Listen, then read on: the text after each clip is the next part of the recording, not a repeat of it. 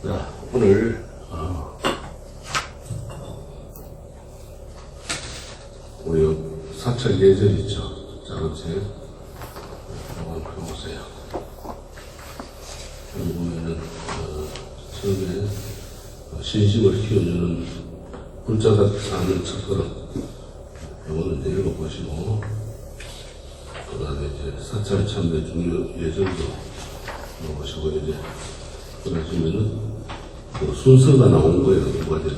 그래서 8쪽에 사원예법. 사원이라고 하는 것은 이제 절을 말하는 거거든요. 사찰. 마음의 건배를 정하고 깨끗이 맑게 하고 지혜를 닦는 수행장으로서 부처님을 모시고 신성하고 장엄한 성전이다 이렇게 했습니다. 성전은 성스러운 그런 분을 모셔놓는 것을 이제 성전이라고 합니다. 그리고 기도하고 참여하는 신앙의 기처가 바로 사원절입니다. 그 불자들은 정성을 다해가지고 도량의 성스러움을 보호하는 물론 우리들의 마음 자세도 진중하고 밝아야 하고 또한 몸가짐을 경건하게 하여 바른 신앙 생활을 해야 한다 했습니다. 그러니까 절에 올 때는 항상 정성을 다하고 또 도량에 절에 와서는 도량도 절이란 말이거든요.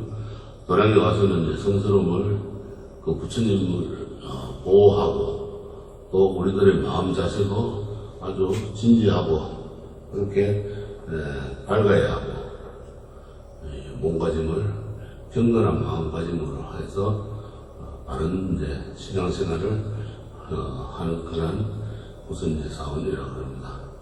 첫째 이제 사원을 출입할 때 출입법 참배는 어떻게 해야 되느냐 하면은 절을 찾을 때는 항상 정갈하고 단정한 옷차림으로 향이나 양초, 차, 꽃, 쌀, 과일 이것을 육법 공양이라고 하거든요. 6가지로 올린해서 준비해가지고 부처님께 공양을 올립니다. 이제 이 중에서 성의껏 이제 준비해가지고 와서 올리면 되는 겁니다. 그 다음에 일주문. 일주문이 이제 사찰과 바깥 세상의 그 경계선입니다. 그래서 이제 그 일주문을 들어서면은 경내라 그래요. 그러니까 사찰 내가의 말이에요. 그 땅을 향해 가지고 반배하고 왼쪽 가시나 오른쪽 가시로 걸어서 들어가야 됩니다. 한중앙으로 들어가는 건 아니에요. 저도 일주문을 들어서면서는 항상 양가 쪽으로 이제 들어갑니다. 그리고 절에 올 때 옷차림은 짙은 원색은 피하고 수수한 색의 옷차림으로 착용하고 특히 여름에는 이제 우리가 반바지나 나시티나 맨발로 오고 또 슬리퍼를 신고 오고 이런 것은 좀 가급적이면 피해야 된다. 그 다음에 옷차림을 왜 원색을 피하는 거면 너무 화려한 거 이런 걸 입고 오면은 또 좀 안 좋거든요. 그래서 원색은 피하고 수수한 색으로 그렇게 단정하게 해서 이제 옵니다. 그 다음에 화장도 올 때는 관계가 화장을 막 진하게 또 유저 같은 것도 그렇고 이런 거는 강력한 화장을 삼가하고 은은하게 화장하고 단정해서 마음의 화장을 해야 되지 몸에 화장을 아무리 해도 소용이 없는 거예요. 그래서 마음에 거울은 얼굴이라 얼굴이 밝으면 마음이 화장을 잘 하는 거예요. 그래서 그렇게 노력해야 되고 또 요새는 이제 차가 없으면 안 되잖아요. 그죠? 그래서 차를 갖고 왔을 때 주차는 지정된 주차장에 이제 주차를 하고 또 아니면 행사 때 이런 데는 가급적이면은 대중교통을 이용해서 법회에 참석하는 게 불자의 도리다. 그래서 이제 아까 얘기했지만은 절에 도착하면 가장 먼저 만나는 곳이 일주문이다. 일주문은 이 속세와 출가의 경계가 되는 그런 곳입니다. 경제가 아니고 경계입니다. 문에 들어서면은 항상 이제 일주문은 그래서 속세와 출가 구분하는 것이다. 그래서 문을 들었으면은 걸음을 멈추고 법당 쪽을 향해 가지고 합장하고 절을 올립니다. 반배를 하는 거죠. 큰 절 올리는 게 아니고 어떤 분들 그러니까 진짜 와가지고 절을 올리려니까 큰 절을 올리는 큰 절이라고 반배하는 거예요. 바깥 부분에서는 외부에서는 항상 반배를 하는 것이고 법당 안에 들어와서는 이제 큰 절을 하는 거예요. 그래서 이 주문을 지난 다음에 이제 자세를 바로 해가지고 항상 차수를 하고, 차수라는 건 왼손으로 오른손을 감싸쥐고 들어오는 모습이 차수예요. 그런데 어떤 분들 오면 거만하게 들어오면서 뒷짐 탁 쥐고 어깨 힘주고 이렇게 들어온 분들이 계시는데 그거는 부심하게 오는 얘기가 아닙니다. 그리고 주머니에 손을 넣고 오는 사람도 있고 이렇게 오는데 우리가 그런 건 좀 삼가해야 되고, 그러면서 신발도 바르게 신고 와야지 신발을 접어가지고 끌고 들어오셔 이렇게 끌고 들어오면은 안 된다는 거예요. 그 다음에 양쪽 길 한쪽을 택해가지고 벗고, 일반적으로는 이제 절에서는 좌측 통행이 무난하다겠습니다. 요즘 뭐 세속에서는 우측 통행을 말을 그러는데 병원이나 강릉에 가보면 우측 통행을 많이 하는데 좌측 통행이 무난하고, 다음으로 만나는 문이 천왕문이라 사천왕문에 들어서면은 좌우에 사천왕상이 모셔져 있습니다. 사천왕은 불교의 가르침에 감동한 나머지 스스로 불교를 보호하는 허법시 되기로 원을 세운 하늘의 신들이에요. 그러니까 동쪽, 남쪽, 서쪽, 북쪽 이 네 방향을 지키는 신들이 부처님께 깨달음을 얻으시고 난 뒤에 스스로 와서 보호해 주겠다고, 지켜주겠다고 그렇게 원을 세운 하늘의 신들이, 또 따라서 불자들은 호법의 원에 대한 격려의 표시로 반배 예를 드립니다. 그래서 보통 들어가면은 양쪽에 이제 동쪽, 남쪽의 신들을 모시고 사천왕을 모시고, 그 다음에 좌측에는 서쪽, 북쪽에 이제 천왕들을 모십니다. 그래서 동쪽 우측으로 한 분 하고 좌측에 한 분 반배하고 이렇게 들어가면 됩니다. 그리고 법당에 예배를 드리지 않았어도 필요한 경우에는 이제 합장절을 하는데 절 입구에 역대 스님들, 큰 스님들의 부도를 지나게 되면은 합장절을 합니다. 반배하는 것이 합장하고, 부도는 스님들의 그 무덤이에요. 다비를 하고 나서 사리를 모셔놓은 거라 이제 그것을 부두입니다가 돼요. 그 다음에 길에서 스님이나 부자를 만나는 경우에도 합장하고 반배 인사를 해야 됩니다. 그래서 탑은 부처님의 사리를 봉하는 신성한 곳입니다. 그래서 이제 그렇게 부두군을 지나고 가고 들어가면은 만나는 곳이 탑이에요. 마당에 있는 탑에 이제 그거는 보통 부처님의 진인사리를 모시게 되고, 진인사리가 없으면은 법신부 경전들을 모시게 돼 있어요. 그래서 탑에 이제 인사를 하게 되고, 그 다음에 들어가면은 또 이제 뭘 만나느냐, 법당을 만나게 되는데, 법당을 만나기 전에 탑돌이를 하는 경우도 있어요. 그때는 우측으로 돕니다. 우요 삼잡이라 우측으로 세 바퀴를 돌되 우요 삼잡, 우측으로 세 바퀴를 도는 걸 말하는데, 항상 이제 한 번을 돌든 아니면 세 번을 돌든 이렇게 해야 되는 거예요. 그리고 부처님 당시부터 전해오는 예배 방법이에요. 탑을 탑돌이를 하는 거는. 그래서 몸이 불편하여 지팡이를 소지하거나 또 비 오는 날에 우산을 가지고 절에 갔을 때는 지팡이나 우산을 법당벽에 기대어 놓지 말고 바닥에 눕혀놔야 됩니다. 다른 사람들을 위해서. 그래서 절에 와서는 아주 급한 일 외에는 먼저 법당에 들어가서 부처님께 예배를 하도록 합니다. 대개의 경우 일주문을 들어가고 천왕문을 지나고 해탈문을 지나고 아니면 또 통도서 같은 데는 또 뭐가 있는가 하면 구리문이 있어요. 세속과 출가가 둘이 아닌 하나다 해서 구리문도 있어요.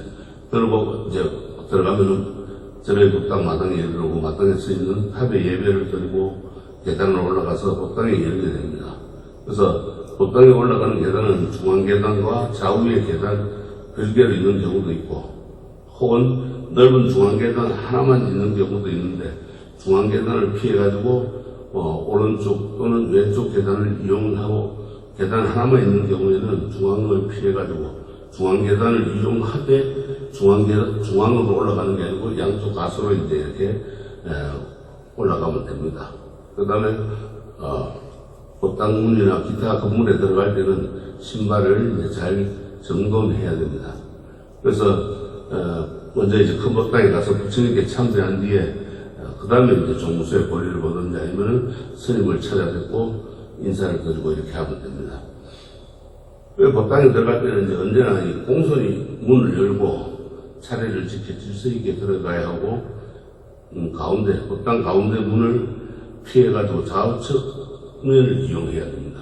그래서 항상 중앙문은 어간문이라 해가지고 큰 스님들이나 아니면 주지스님이 들어가는 거란 문이에요. 그래서 왼쪽 문으로 들어갈 때는 왼발이 먼저 들어가고 오른쪽 문으로 들어갈 때는 오른발이 먼저 들어가서 발을 모으고 불단을 향해 반배한 다음에 공명물을 가지고 불단을까지 이제 걸어갑니다. 그래서 우리가 절에 가면, 큰 데를 가면은 양쪽 문 옆에 기둥에 선반이 하나씩 있어요. 가서 이제 나중에 큰 절 같은 데 가면은 있는 거 한번 자세히 선반인데 그 선반에 뭐가 있느냐, 뭘 하느냐. 우리가 공양물을 갖고 오잖아요. 아까 육국 공양물을. 그러면은 신발 벗고 정리하려고 그러면은 결코 불편하니까 공양이 되라고 그러니까 올려놓고 신발 같은 걸 정리하고 그 다음에 그걸 들고 이제 법당에 들어가는 거예요.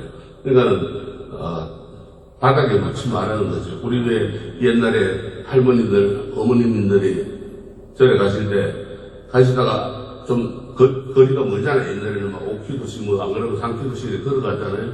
그 머니까 가다가 쉴 때도 항상 머리 이고 아니면은 결을 치고 이렇게 쉬었지 땅바닥에 내려놓는 게 없는 거예요. 그래서 그 공양대도 그래서 이제 그 받침이 있는 거예요. 그렇게 하고 우리가 여기 지금 보면은 여기 들어오면 예를 들어서 이제 돌 때 왼쪽 아닙니까? 부처님을 중앙으로 해가지고 왼쪽으로 오는데 왼발이 먼저 들어온다는데 이건 지금 잘못된 거예요. 오른발이 먼저 들어와야 돼. 왼발이 먼저 들어오고 왼쪽 문으로 돌 때는 반대로 오른발이 들어오고 오른쪽 문으로 돌 때는 왼발이 들어가야 돼. 그래야 부처님을 던지지 않는 거예요. 감싸 안고 들어오는 게 되거든. 자, 오른쪽으로 들어오서 오른발로 들어오서 감싸 하자는 거죠. 근데 왼발이 먼저 들어오면 등을 치게 되는 거예요. 그래서 여기 지금 여기 잘못된 거예요. 왼쪽으로 들어갈 때는 오른발이 먼저 들어가고 오른쪽 문으로 들어갈 때는 왼발이 먼저 들어가는 거예요. 그래서 두 발을 모으고 불단을 향해서 안배한 다음에 이제 그 가지고 온 공양물을 공손히 들고 이제 부처님 앞까지 가서 불단 위에 올려놓습니다. 그래서 방향 설정은 건물 쪽에서 방향을 설정해야지 내가 서 있는 쪽에서 내가 방향을 설정하는 게 아니에요. 항상 건물 중심이 돼야 되는 거예요. 그래서 항상 이제 그렇게 하고 그 다음에 법회 시에 이제 법당에 들어가서 뭐 기도나 법회를 할 때는 뒷사람에게 방해되지 않도록 한 걸음 옆으로 옮겨가지고 불단을 향해서 반대하고 합장 자세로 불당이 아니고 불단 앞까지 걸어가는 겁니다. 그래서 불단 앞에서 단정히 서서 가볍게 반대하고 두 손으로 이제 공양물을 올려놓고 촛불과 향 뭐 이런 걸 올린 후에 한 발 뒤로 물러서 가지고 반대하고 또 발꿈치를 든 채 적당한 자리 뒤로 물러나와 가지고 예배를 드리는 겁니다. 그래서 항상 스님이 예배할 자리 그러니까 어간 중앙을 가장 부처님 앞에 중앙 부분을 피해야 하고 다른 사람이 예배 드리는 머리맡을 왕래해서는 안 되는 거예요. 뒤로 돌아다녀야 되죠. 그러니까는 누가 이제 기도를 하거나 절을 하고 있을 때는 그 앞으로 막 지나다니는 게 아니죠. 그래서 이제 정리해 보면은 큰 법당 대웅전이죠. 그 사찰의 중심 법당인데, 대웅전은 서가모니 부처님을 주불로 모시는 것을 대웅전이라고 하고, 대적광전은 비로자나 부처님을 주불로 모시는 걸 이제 대적광전이라고 하고, 극락전은 아미타 부처님을 주불로 모시는 것이고, 관음전은 관세음보살님을 주불로 모시는 것을 말합니다. 극락전은 다른 말로 미타전이라고도 하고, 또 대웅전은 대웅보전이라고도 해놓고, 또 대적광전은 짧게 그냥 적광전 아니면은 비로전 뭐 이런 식으로도 이제 명칭을 내놓습니다. 그래서 우리가 가가지고 현판만 앞에 딱 보고 그 앞에서 이제 대적광전으로 되어 있으면 이 법당은 주부처님이 비로자나 부처님이시구나 이렇게 알면 되고, 대웅전이라고 써 있으면은 여기는 서가모니 부처님이 주부처님이구나 이렇게 이제 하면 됩니다. 그래서 신발은 대부분 우리가 이제 벗어놓을 때 어떻게 벗어놓습니까? 나가기 편하라고 신발 앞부분을 밖으로 해놓죠. 저 밖으로 해놓으면 안 되고 건물 안쪽 부분을 해놔야 돼요. 왜? 그러면 나가면서 우리가 신발 신을 때도 밖으로 해놓으면 부처님을 등지잖아요. 등지지 않게 하기 위해서 안쪽으로 해놓는 거예요. 부처님을 감싸 안고 이제 신발을 신고 나가게끔. 가정집에서도 마찬가지예요. 그 집에 가면은 신발을 손님이 왔을 때 나가기 편하라고 신발 앞부분을 바깥으로 향해 놓으면 안 돼요, 사실은. 네. 그 의미가 있는 거예요. 그래서 항상 안쪽으로 해놔야죠, 가정집에서도. 내 집에 왔던 손님이 편하게 나가라고 돌려놓으면은 옛날 속설에 뭐 내 집에 복이 다 끌고 나간다는 거라는 게 있기 때문에 항상 손님도 감사 안고 하고, 또 신발을 신을 때 서가지고 신는 것이 안전하지 그냥 신고 나가는 건 좀 불안전합니다, 사실 신어보면은. 그래서 그렇게 정리하고, 특히 남의 신발은 이런 데 와서 이제 신지를 말하기 급하다고 신기 편한 거 막 신고 화장실 간다든가 볼일보러 가고 이러면은 그 사람이 업자까지 닦아줘야 되는 거예요. 절대 남의 신발을 신으면 안 됩니다. 우리가 또 스님들 자리나 이런 데 방석에 있는데 이제 스님들 얘기에 들어가면 나오지만은 앉지 마라 말하는 게, 여러분들의 그 숙소에 번대를 갖다가 묻혀놓고 가게 되거든. 그러면은 어떻게 되겠어요? 스님이 그 숙소에 번대를 틀어내려면 또 마당이 이게 수행하는데 방해가 된대요. 그래서 스님 방석이나 앉지 말고, 스님 옷들 입어보지도 말고, 뭐 스님 모자도 써보지 말고, 하여튼 뭐 까다로운 게 많아요. 스님 물건 함부로 만지지 말라는데. 그리고 이제 이제 공양물도 나오지, 아까 얘기했죠. 결국은 공양물을 법당 밖에 기둥에 설치된 공양대에 올려놓고, 그 다음에 손잡이를 두 손으로 법당 문을 엽니다. 그 다음에 이제 신발 가지를 해놓고 공양물을 들고 이제 법당으로 들어서게 되죠. 그 다음에 방석은 발 부분이 방석에 올라가지 않도록 사용을 해야 돼요. 절을 하거나 서 있을 때는. 또 우리가 어떤 사람들 보면 방석 위에 올라가가지고 절하는 사람도 있고 이러는데, 방석 앞부분을 살짝 그냥 발끝 부분으로 살짝 밟는 정도로 이렇게 하고 서야 되는 거예요. 그래가지고 절할 때도 마찬가지로 그렇게 절을 해야 되고. 근데 방석 위에 밟고 올라서가지고 하는 건 아니다. 그 다음에 초나 향, 차를 올릴 경우에 올린 후나 이럴 때 이제 성냥이나, 요새 성냥은 이제 많이 안 쓰고 라이터를 많이 쓰는데, 성냥 잿들이 다관은 제자리에 놓고 정리를 합니다. 다관이라고 하는 것은 우리가 이제 물 올리는 주전자를 다관이라고 그래요. 그래서 그거는 항상 제자리에 놔야 됩니다. 그래서 우리가 이제 우리 여기 같은 경우 보면은 성냥을 맨 앞에 놓고, 그 다음에 잿들이 놓고, 그 다음에 그 뒤에 향을 놓고. 왜 그런가 하면 성냥으로 이제 불을 켜야 될 거 아닙니까, 촛불을. 그 다음에 촛불 끈 거는 잿들에 놔야 되겠죠. 잿들이 놓고, 그 다음에 향을 피워야 되니까, 이제 공양 올려야 되니까 향을 세 번째 순서로 이제 놓는 거예요. 그리고 이제 물 또는 다간 주는 자는 항상 제자리 놓고 이제 정리를 합니다. 그렇게 기본 예배를 이제 마치면은 주의스님이나 아니면 뭐 삼직 스님들을 찾아뵙고 인사드린 후에 간단히 이제 자기가 그동안 궁금했던 거 안부라든가 이런 대화를 하고 또 종무소에 이제 충원카드를 접수하고 다시 북당으로 와가지고 기도나 법회 시작 때까지 조용히 이제 자기 기도를 하면서 기다려야 됩니다. 시간이 있다고 떠들고 이야기하고 다니거나 이러면 그건 안 되는 거죠. 그래서 우리가 이제 법당에 와가지고 이렇게 부처님 앞에만 하고 그 다음에 신중단에도 해야 되고 그 다음에 각 정각을 다니면서 이제 또 뭐 공양도 올릴 수도 있고 참배도 할 수 있고 그렇게 하고 이제 스님을 뵙고 이러면 됩니다. 그 다음에 앉는 자리를 놓고 다투는 경우가 있어요. 여는 내 자리인데 왜 네가 앉았냐 이걸 비키라는 그런 게 있어요. 자기 자리가 어디 있습니까? 자기 자리는 없어요. 그 다음에 앉은 자리에서 서로 늦게 오는 사람 반갑다고 누구야 너 왔냐 하고 앉아서 이야기하고 이렇게 떠들고 하면 안 됩니다. 그리고 웃고 이러면 그것도 별로고. 그래서 법당 안에서 서로 인사는 말을 하지 않고 그냥 합장하고 목례하는 걸로 대신하면 됩니다.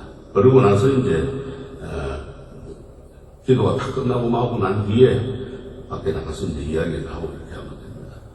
그리고 이 예배나 기도나 법회가 끝난 후에 뒤에 맨 뒤에 나오는 분은 반드시 촛불을 다 끄고 그 다음에 딱이문을 비운 다음에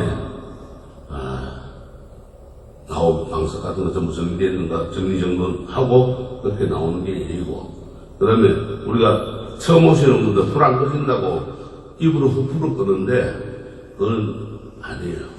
왜 그러면 내 입에 냄새가 부처님 앞으로 가게 되기 때문에 그때 불어서 끄는 게 아니고 그거는 도구를 이용해가지고 불을 끄게 됩니다. 아니면 손을 사용해가지고 불을 끄든지 그 다음에 이제 법당에는 문이 여러 개가 있습니다. 보통 중앙문이 있고 양옆에 각기 문이 있습니다. 그리고 법당 좌우의 측면에 또 문이 하나씩 있는 것이 우리나라 법당의 일반적인 모습입니다. 그러니까 대부분 정각의 큰 법당에 가면은 정중앙에 어간문이 있고 그 옆에 양쪽에 또 문이 있고 또 옆으로 돌아가면은 법당에 옆에서 들어오는 문이 있습니다. 그러니까 옆문으로 보통 부자들은 이용을 하게 되어 있습니다.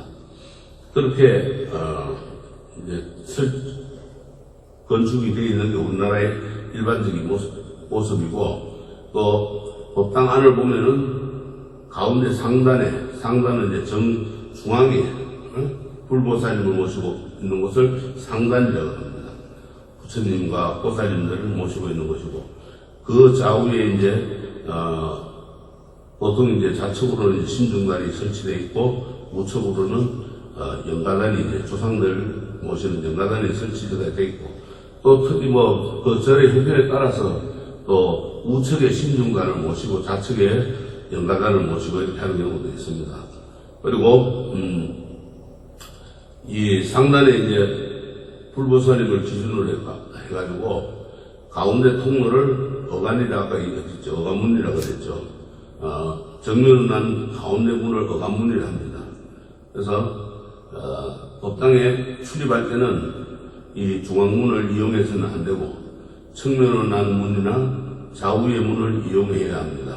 그러니까 법당 측면에 있는 문이 없을 경우에는 어간문 좌우에 있는 문을 이용해가 들어가야 되는 거예요. 근데 큰 데를 가보면 이렇게 보고 있으면은 큰 데 살 때 보면은 어간문을 표면 밑에 출입금지 팻말을 붙여놨는데도 거기 들어가시는 분들이 있어요. 그 이제 모르시는 분들이 있는데 그렇게 이제 사용 안 하면 안 되고 우리 불자들은 안 그러겠죠. 관광 오신 분들이 이제 그렇게 했죠. 참배를 할 줄 모르니까. 그리고 법당은 이 부처님을 모신 곳으로 스님과 불자들이 예배를 드리고 또 공부를 하고 기도를 하는 수행하는 그러한 이제 신성한 장소입니다. 그래서 항상 정숙해야 돼. 법당 안에서 떠들고 이야기하고 소란스럽게 하면 안 됩니다. 문을 열 때 또 요란하게 문을 확 열고 닫고 이러면은 그것도 방해가 되겠죠. 안에서 기도하고 수행하는 사람들에게는. 그래서 다른 불자들이 기도 정진에 방해가 안 되기 때문에 항상 두 손으로, 오른손으로 문고리를 잡고, 왼손으로 오른손을 받쳐주고, 이렇게 이제 해서 문고리를 열어야 되는 거예요. 그래서 공손하게 그러면 살짝, 열게 되겠죠. 근데 한 손으로 확 열면은 힘이 가니까는 소리가 나겠죠. 그렇게 해서는 안 된다, 이 말이에요.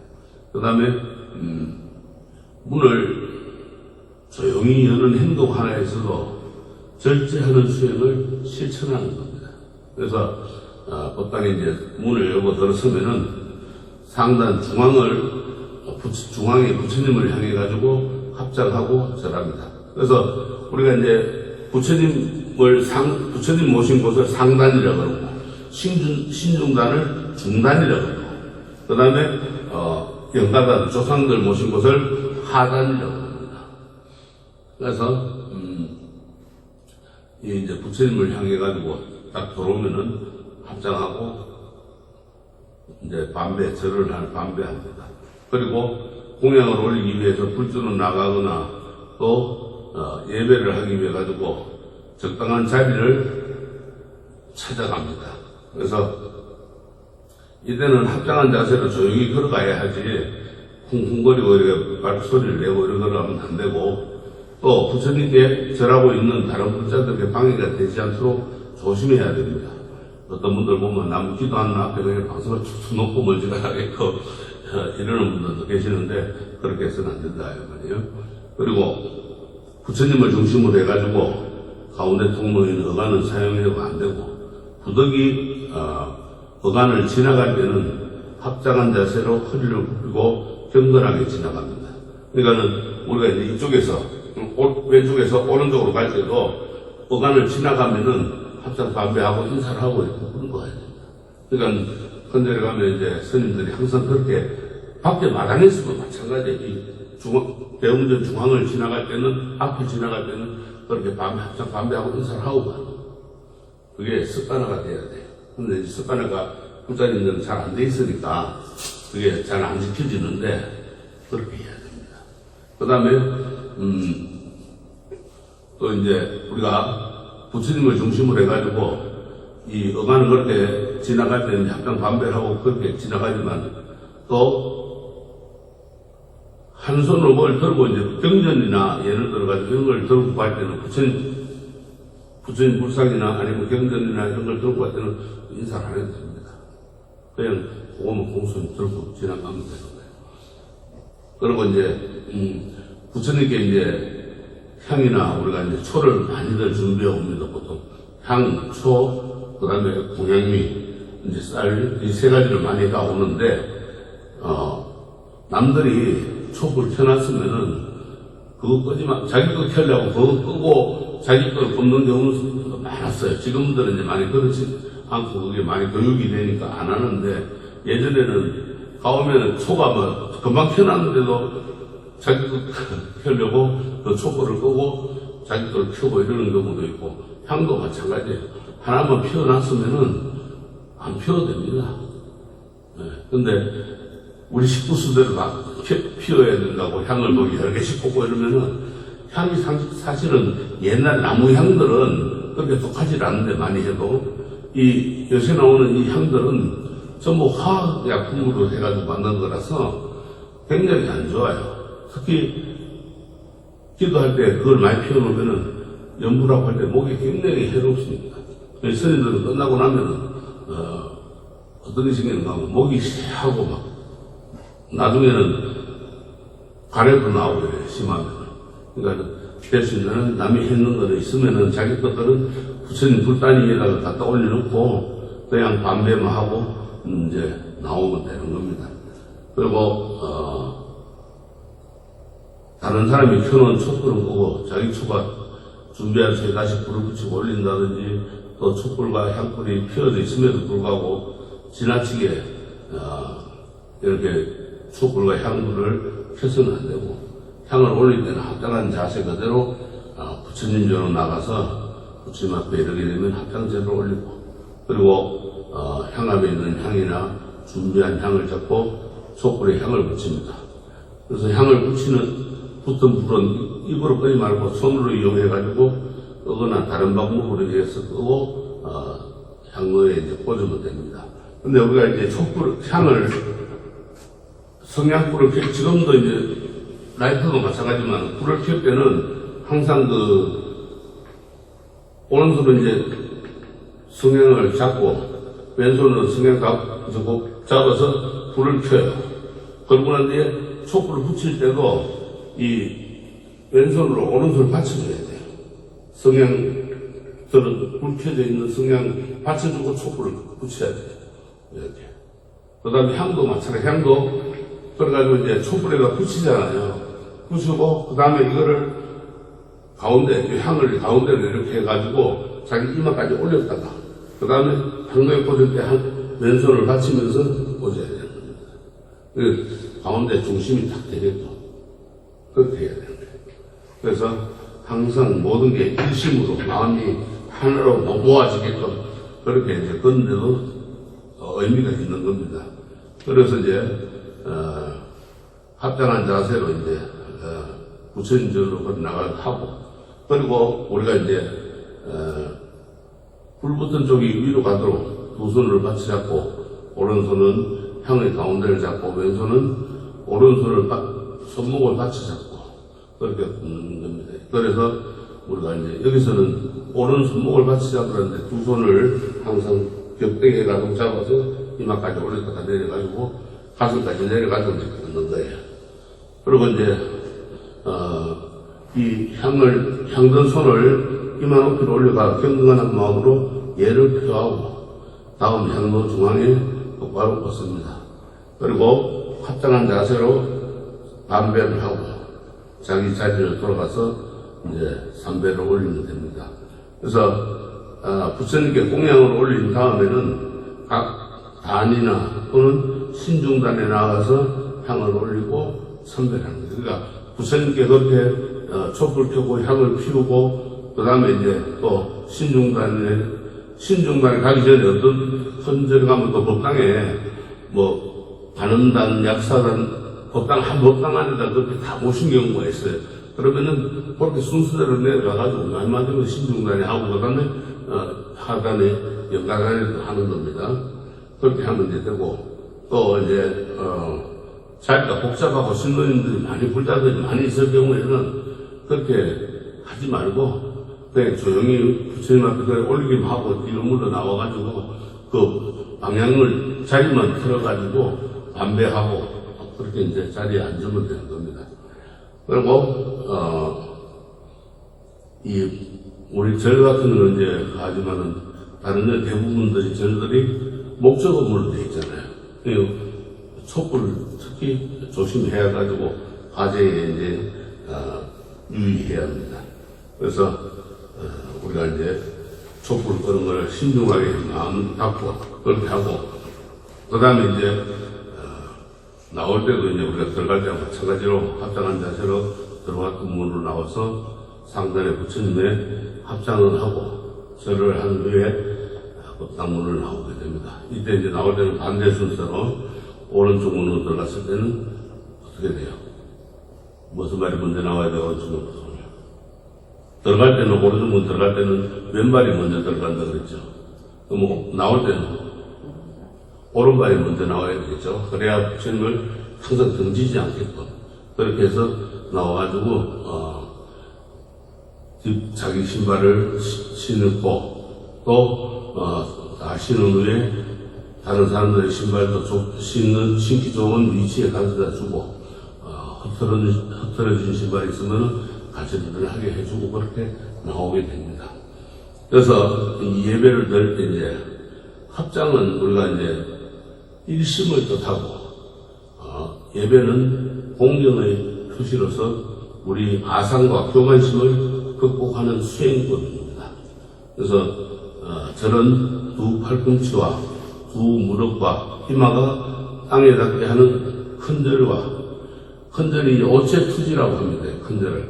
그래서 선체로 합장하여 절하는 반배가 있습니다. 그러니까 큰절과 반배 두 가지가 있는 거예요. 절에는 또 세 가지가 있습니다. 나중에 이제 하나 더 나오는데 밖에서 우설 착지법이라고 해가지고 세 가지가 있습니다. 절하는 부분. 그래서 이 합장이라고 하는 것은 부처님이 태어나신 인도의 전통적인 인사법입니다. 그 인사법을 불교에서 이제 받아들여가지고 그대로 사용하는데, 그래서 예불이나 법회나 기도나 뭐 이런 불교 생활 전반에 걸쳐가지고 가장 많이 쓰이는 그런 인사법입니다. 그래서 합장은 손바닥을 마주하는 자세인데 손바닥이 밀착하여 빈틈이 없어야 하고 손가락 사이가 벌어져서는 안 되고 두 손을 통해 가지고 마음을 모으고 나아가서 나와 내가 둘이 아닌 하나라는 진리 위에 합쳐진 한 생명이라는 뜻을 담고 있습니다. 그래서 내가 부처님께 할 때는 내와 부처님이 한 마음 한 뜻이야. 일심동체라는 거예요. 또 불자들 간에 할 때는 상대방 불자와 내가 하나라는 그러한 마음으로 이제 해야 됩니다. 그래서 밀교에서는 두 손을 합치는 것을 정해상 이지부리로 표현해가지고 그 공덕이 광대무량하다 이렇게 했습니다. 지혜가 상응하고 그다음에 지혜가 곳곳 상응하고 또 이치가 이지 그러니까 이제 우리가 이제 허리절에서는 사판, 이판 이제 이렇게 하거든요. 이해와 지혜가 문자와 선, 불이 문자가 둘이 안 하고 하나다 이 말이에요. 그래서 그런 걸 표현한다 이렇게 했습니다. 그래서 합장은 두 손바닥과 열 손가락을 합해 어긋나거나 벌어지지 않게 하는 겁니다. 그래서 합한다 이가 합장이에요. 손바닥 장자. 이 두 손바닥을 합하는 거. 두 손바닥을 합하고 그 다음에 열 손가락을 딱 붙여야 돼요. 벌어지거나 이렇게 해서는 안 되는 거예요. 그래가지고 한 송이 옆에서 보면은 한 송이 연꽃 봉우리를 상징하는 모습이 되어야 돼요.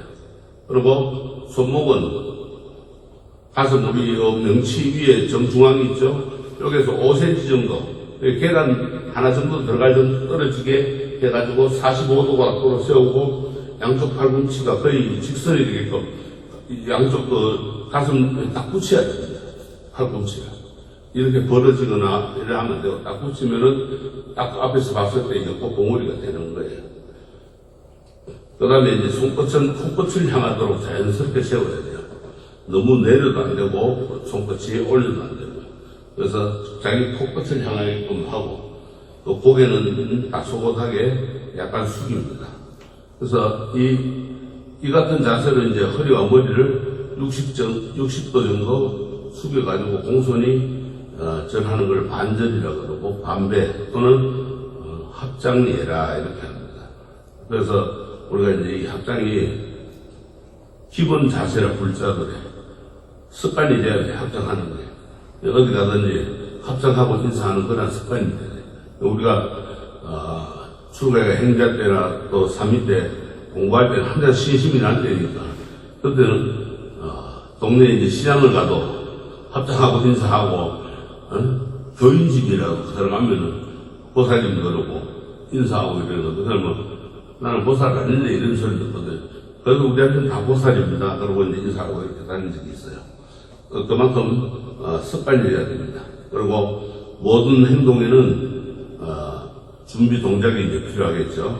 그래서 이 합장의 준비 동작은 두 손을 공손하게 마주 잡는 자세를 할 수 있는데 우리가 그걸 차수라고 합니다. 앞에 손을 모으고 밑으로 내려 잡는 그런 올바른 자세가 이제 차수인데 차수에서 합장 자세를 나올 수가 있는 거예요. 그래서 합장의 순서는 올바른 차수 자세를 취하고 저를 오면 차수를 하고 그 다음에 누구 만났을 때는 합장하고 인사를 하고 이렇게 하는 거예요. 그 다음에 팔꿈치 위치가 변하지 않게 고정시킨 상태에서 마주 잡은 손을 위로 올려가지고 두 팔목이 명치 끝에 위치하도록 이제 하는 거예요. 그러니까 두 손목이죠. 그래 명치 끝에 딱 위치하면은 제대로 이제 자세가 나오는 겁니다. 그래서 두 손바닥을 합친 자세에 이제 들어갑니다. 두 손바닥을 합장한 손은 손 뻗치고 바로 위로 향하도록 하고, 두 팔은 일직선에 가깝도록 하고, 손과 가슴의 간격은 주먹 하나, 계란 하나가 들어갈 정도로 유지하고, 합장은 경건한 의미가 당겨진 자세로 불필요하게 상하 좌우로 흔드는 등의 동작을 삼가해요. 그래서 우리가 60도 인사하는 거니까 어떤 사람도 그래요. 고개만 깎고 손만 내려가. 이런 사람들이 많아. 이게 잘못된 거예요. 손은 움직이지 말고 허리만 굽히면 자연적이 되는 거예요. 이렇게 인사하는 거지. 인사하니까 여기 손까지 내려가는 사람이 있거든요. 손은 내려가지, 손은 움직이면 안 돼. 손은 가만히 있으면은 저절로 내려가게 돼 있어요. 그렇게 인사를 해야 돼요. 이제 또 합장회가 있을 때 오래가 있으면 지겹다고 막 흔들고 하는 사람도 있는데 그것도 잘못된 것이고 자기 마음을 산란하게 하는 거고 또 이 우리가 합장한 차수 자세에서 합장한 자세로 들어갈 때 앞에서 이야기했듯이 순서에 의하지 않고 불필요하게 큰 원을 그려가지고 손을 이마 높이 올렸다가 합장한 자세로 내려오는 그런 행동은 올바른 자세가 아닙니다. 옛날 분도 그랬죠. 이래가지고 마음을 절하라 그러면 이래 했죠. 이거는 이제 불필요한 행동이에요. 그건 하면 안 돼요. 그냥 바로 차수에가 있다가 앞에 손목에 있다가 바로 이렇게 올라가면 차수가 되거든요. 그래야 되지. 뭐 절한다고 복을 많이 주는 것도 아니고 그거는 오히려 불필요한 행동입니다. 그래서 단정하고 정확한 동작의 연속성이 돼야 됩니다. 그래서 헌절을 할 때는 합장한 자세 반배한 다음에 고개와 허리를 살짝 숙이면서 무릎을 꿇고 그 다음에 이마가 땅에 닿을 지점에 두 손을 나란히 짚으면서 엎드립니다. 이렇게 해야 되는데 이제 무릎을 꿇고 이마가 땅에 닿을 지점에 손을 짚어야 되는데 무릎 닿기 전에 먼저 손을 짚고 무릎이 닿는 경우가 있거든요. 이건 잘못된 거지. 반대로 해야 되죠. 무릎이 먼저 닿고 그 다음에 손이 이제 자기가 이제 절할 만큼의 그 어깨 폭만큼 이제 해서 두 손을 나란히 이제 짚고 그 다음에 이제 팔꿈치를 땅에 대면은 자연적으로 오책투지의 동작에 들어갑니다. 그리고 마지막으로 이마를 땅에 댑니다. 이제 스님들은 가사를 착용할 때 절할 때 이제 오른손 왼손 일어날 때는 왼손, 오른손을 사용합니다. 왜 그런가 하면 이 가사를 지금 이제 수하면은 흐트러지지 않게 하기 위해서 이렇게 하거든요. 대부분 다 이제 이렇게가 있는 상태에서 내려갈 때는 오른손이 먼저 내려갑니다. 왼손은 항상 가슴에다가 가사가 안 흐트러지게끔. 이거는 스님들의 아주 기본 상식, 이거 안 되면은 그건 잘못된 거예요. 그래서 이렇게 해가지고 먼저 내려가고 그 다음에 왼손이 내려가야 되는 거예요. 근데 여기에서 왼손이 먼저 내려가다 보면 흐트러지게 돼 있어요. 왜 오른손이 먼저 내려가고 올라올 때는 반대로 왼손이 먼저 올라가가지고 먼저 가슴에 대야 돼요. 그 다음에 오른손 올라가서 합장을 하게 됩니다. 그래서 옛날에 이렇게 해서 이제 부자들도 이렇게 가르쳤거든요. 근데 요새는 이제 편하게 하라고 부자님들은 두 손을 같이 먼저 짚으라 그러는데 사실은 부자님들도 오른손 먼저 짚고 왼손 짚고 이렇게 내려가는 게 맞는데 올라올 때도 또 왼손이 먼저 올라와 가슴에 대고 오른손 올라와서 합장을 하고 이렇게 해야 되는 거예요. 그래서 무릎을 꿇고 이제 엎드릴 때는 오른쪽 엄지발가락 위에 왼쪽 엄지발가락이 위로 가게끔 살짝 포갭니다. 발끝만 포개는 거예요. 많이 발바닥까지 많이 포개면은 절할 때 힘들어요. 그리고 이 엉덩이가 발끝 뒤꿈치에 딱 붙지도 않습니다. 발끝만 살짝 포개요. 이런 식으로. 끝만 살짝 포개면은, 그렇게 붙게 돼 있어요. 그래서, 부처님을 받들어도 이제 그걸 붙이고, 그 다음에 엉덩이를 딱 붙이고 나면, 이마까지 딱 대고 나면은, 부처님을 받들어 모시는 동작으로 이제 손을 뒤집어 가지고 딱 짚었잖아요. 그죠? 짚어 놓은 상태에서 이마를 땅에 대고, 그 다음에 이제 손을 뒤집어 가지고 자기 귀까지 반듯하게 손을 펴 가지고 귀까지 이제 들어 올린 후에 다시 손을 땅에 대고 이렇게 떼야 돼. 땅에 댈 때도 이런 식으로 돼야 돼요. 대 가지고 손을 뒤집어 가지고 땅을 짚고 머리를 접고 이렇게 세우면서 원래 이제 합당한 자세로 이제 올라와 가지고 무릎을 펴면서 일어서는 거예요. 펼 때도 두 발이 떨어지고 이런 식으로 어긋나면서 일어나면 안 되는 거야. 두 발이 딱 짚었을 때 딱 이렇게 돼야 돼요. 섰을 때. 이게 발을 띄어가지고 일어나거나 절할 때도 띄어가지고 절을 하면 안 되는 거예요. 상당히 어렵습니다. 그래서 합장한 자세를 이제 취하고 일어서는 겁니다. 우리가 반배를 할 때 마지막에 이제 고두레라는 걸 하는데, 고두레는 이 세 번 절하는 거 삼전례라고 합니다. 세 번 절하는 마지막 절을 할 때 엎드린 채로 고개와 두 손만을 들어가지고 합장하고 손바닥을 바로 짚어 자신의 발을이나 소원을 다시 이제 절하고 일어나는 경우. 이게 이제 우리가 이제 예불문 마지막에 유언무진상보에서 발언하는 절이라 유언반배를 하고, 또는 삼배를 하고 마지막에 일어날 때 세 번째 그렇게 고두레를 하고, 뭐 108배를 하고 마지막에 일어날 때도 고두레를 합니다. 근데 고두레 할 때 이제 이렇게 세 번째 내려가잖아요. 그죠? 내려가가지고 이마를 땅에 대고 들어 올리죠. 그 다음에 다시 이렇게 내려가지고 다시 이마를 들고, 이마만 들고, 팔꿈치 이마 안 되고 이마만 들고 손만 여기서 합장을 하는 거예요. 엎드린 채로.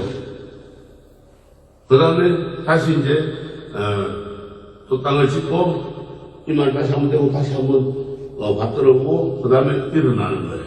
이게 유언반배라 그렇게 하는 거예요. 그러니까 여러분들이 이제 한 번씩 해보셔야 돼요. 이거를. 그래야 잘할 수 있어요. 한번 유언반배 세 번째만 한번 해보세요. 절할 때. 지금. 네, 세 번째 부분만. 이제 세 번째 절합니다. 자, 합장을 하고, 그 다음에, 무릎을 꿇고, 네, 그 다음에, 오른손 먼저 짚고, 왼손 짚고, 그 다음에, 이마를 땅에 대고, 팔꿈치 딱 붙이세요. 그래, 오체 투지가 되는 거예요. 그 다음에 손을 뒤집으세요.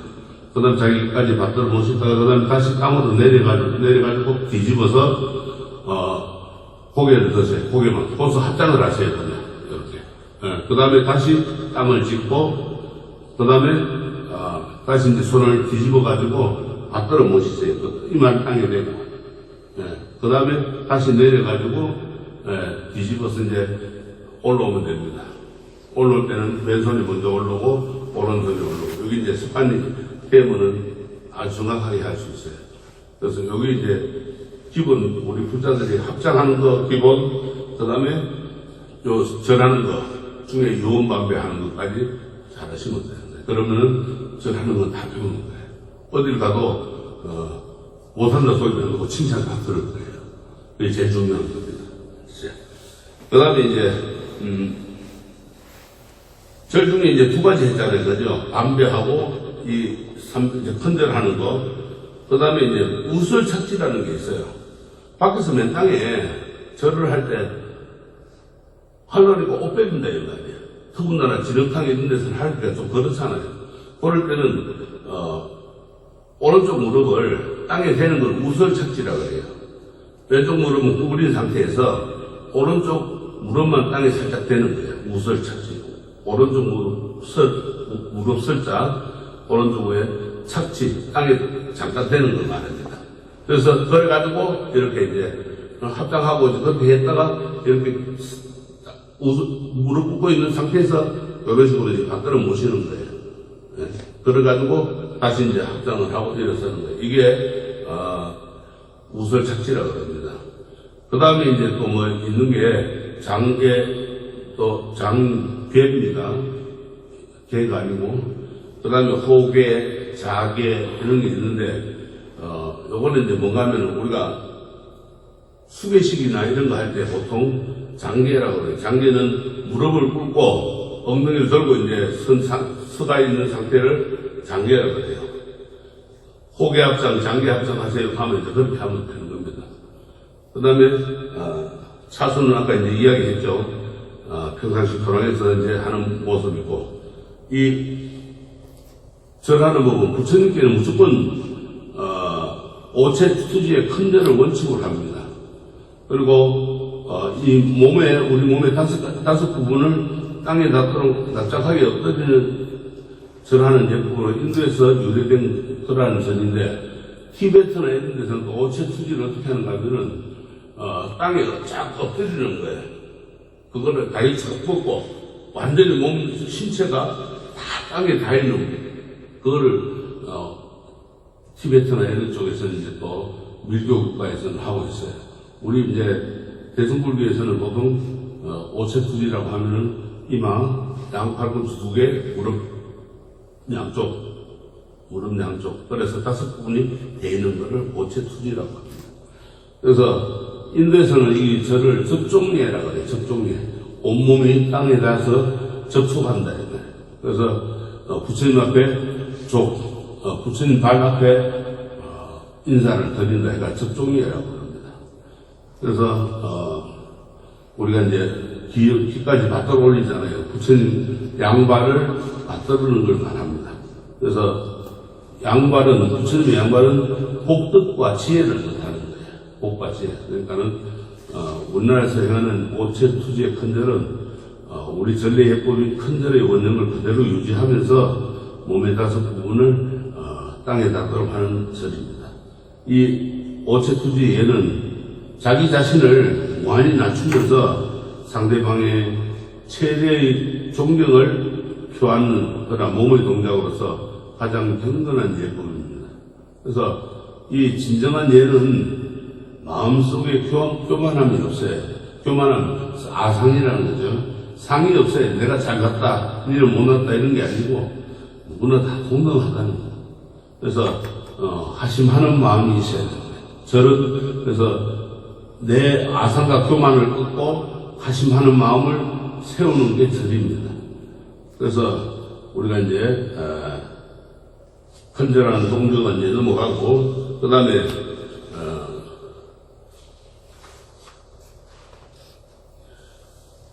우리가 아까 이제 유언관배라고 그랬죠. 고두배도 이제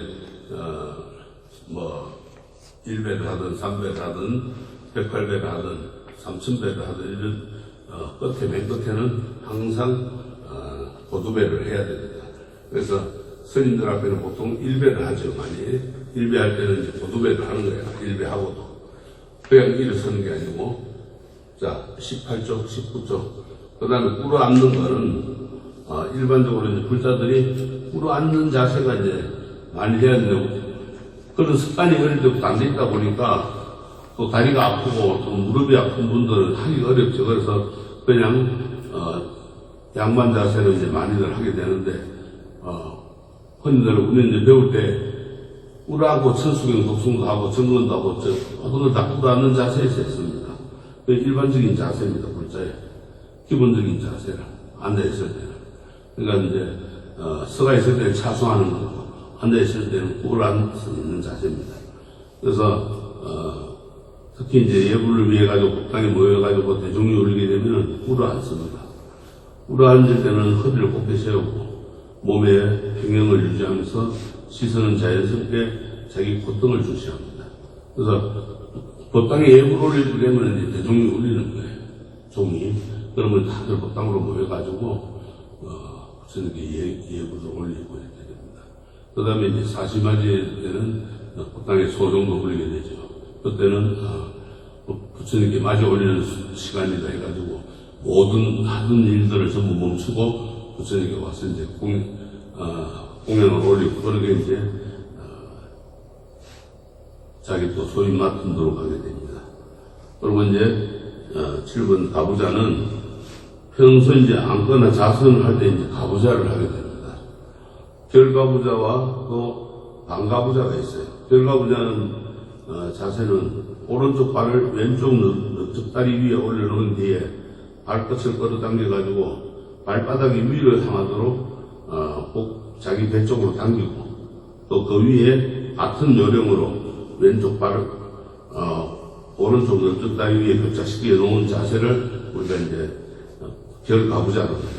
부처님이 이렇게 이제 앉으셔가지고 깨달음을 얻으시기 때문에 이런 자세를 취하는 겁니다. 그런데 이게 이제 힘들 경우에는 한쪽만 그렇게 해가지고 넓적 다리에 올려놓는 것, 반만 올려놓는 것을 반가부자라고 합니다. 그래서 우리가 이제 두 발을 같은 각도로 교차시켜야 하고, 두 무릎의 바닥이, 이 바닥에 밀착되는 그런 이제 그게 돼야 되고, 또 두 발을 모두 당겨가지고 하복부에 가까이 붙여야 합니다. 그러면 어떻게 되는가 하면 허리가 자연적으로 이렇게 펴지게 되어 있어요. 구부러지질 않습니다. 그래서 허리가 발라야만이 또 우리가 참선을 할 때 호흡이라든가 이런 것이 이제 되는 겁니다. 그래서 그렇게 해가지고 우리가 공부를 이제 해야 되는 거예요.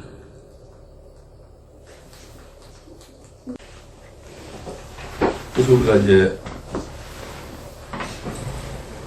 이 반가부자는 결가부자의 자세 중에서 다리 모양만 다르게 하는 겁니다. 두 다리를 교차시키는 결가부자 반대로 반가부자는 같은 자세에서 왼쪽 또는 오른쪽에 어느 한쪽 다리를 밑에 깔고 그 다리 위에 다른 한쪽의 다리를 반대편 다리 위에 올려놓는 것을 반가부자라고 합니다. 그래서 이 자세에서도 이제 반가부자를 해도 두 무릎은 바닥에 밀착되도록 그렇게 해야 됩니다. 그래서 밑에 깔린 무릎이 바닥에 완전히 밀착되는 참 힘든데 그래도 결가부자나 반가부자 하나를 택하되 참선이 경험이 없는 부자는 갑자기 몸에 무리가 되지 않도록 반가부자의 자세를 선택하는 게 좋습니다. 그러니까는 기도할 때도 우리가 이제 구부려 앉아가지고 못하잖아요, 오래. 그러니까 그때는 이제 반가부자를 해가지고 그렇게 하시면 된다 이거예요. 그 다음에 이제 장계합장. 장계합장은 아까 얘기했죠. 수계시에 무릎을 꿇고 하는 자세로 흔히 이제 호계합장이라고 합니다. 그래서 양 무릎을 꿇고 엉덩이를 들고 허리를 세워가지고 무릎부터 허리 끝까지 상체가 수직이 되도록 몸을 세웁니다. 그러니까는 어깨부터 시작해가지고 엉덩이 무릎까지 딱 일자가 되게끔 그 다음에 몸을 세우는 것을 장기합장이라고 해요. 이때 발등은 펴지 말고 발등도 딱 붙이고 그래가지고 이제 하는 걸 말합니다. 우설착지는 아까 이야기했죠. 밖에서 이제 할 때, 야외에서 할 때 오체투지 예를 취하기 어려운 상황에서 예경하는 자세로 이제 사용된다고 했죠. 그리고 또 스님이나 어른 앞에 물건을 놓거나 주고받을 때도 이 우설착지를 합니다. 찬상을 들고 나갈 때 하는 자세고 또 영단에 예를 들어 하단에 잔을 올릴 때도 잔을 술을 따르고 차를 따라주는 사람들은 이 우설착지를 해가지고 공손하게 그렇게 이제 하게 됩니다. 그 다음에 반면은 아까 이야기했죠. 합장절이라고 했죠. 두 손을 합해가지고 하는 거를 이 저두라고 하는데 불법성 삼보에게 예경을 올리는 큰 절이 원칙이지만 우리가 다음 같은 이제 합장절을 합니다. 삼보라고 하는 것은 우리가 부처님과 부처님의 가르침, 경전, 그 다음에 스님, 이거를 이제 성보를 삼보라, 세 가지의 보배라 이렇게 하는 거죠. 그래서 절입구에서 또 땅을 향하여 절할 때 반배를 하고, 길에서 스님이나 불자들을 만났을 때도 반배를 하고, 또 옥 외에서, 그러니까 건물 외에서 불탑에 절을 할 때, 또 부도원에 있는데 절을 할 때도 반배를 하고, 그 다음에 야외에서 법회를 할 때도 반배를 하고, 옥내에 법회를 하더라도 대중이 많아가지고 절을 올리기 힘든 상태에서는 이렇게 반배를 합니다. 그리고 3배나 108배나 1배나 1080배나 3000배 등 절하기 시작하기 전과 마친 후에 반배를 하게 되고, 또 부처님 앞에 꽃을 올리거나 향초, 그 밖에 공양물을 올리기 직전과 올린 후에 반배를 하게 됩니다. 그리고 법당을 들어가거나 나오기 전에도 이렇게 하고, 그 다음에 기타 필요시에는 항상 반배하는 습관이, 아까 얘기했죠. 차수와 합장과의 반배, 이것만 습관화가 되면 큰절도 자연스럽게 된다. 그리고 큰절이라고 하면은 삼보를 예경하는 저는 오체 투지의 큰절을 원칙으로 합니다. 그래서 오체라고 하는 것은 몸의 5 부분인 왼쪽 팔꿈치, 오른쪽 팔꿈치, 왼쪽 무릎, 오른쪽 무릎, 그 다음에 이마를 5체라 신체의 5부분이라 이렇게 합니다.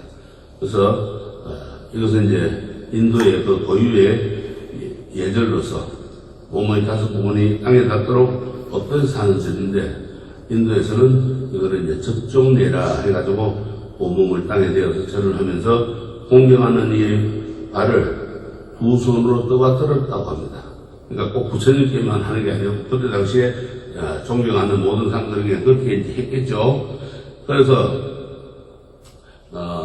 우리가 이제 큰 절은 우리나라의 이제 절의 예법인 절의 원령을 그대로 유지를 하면서 이제 이렇게 이제 절하는 법을 오체투지법을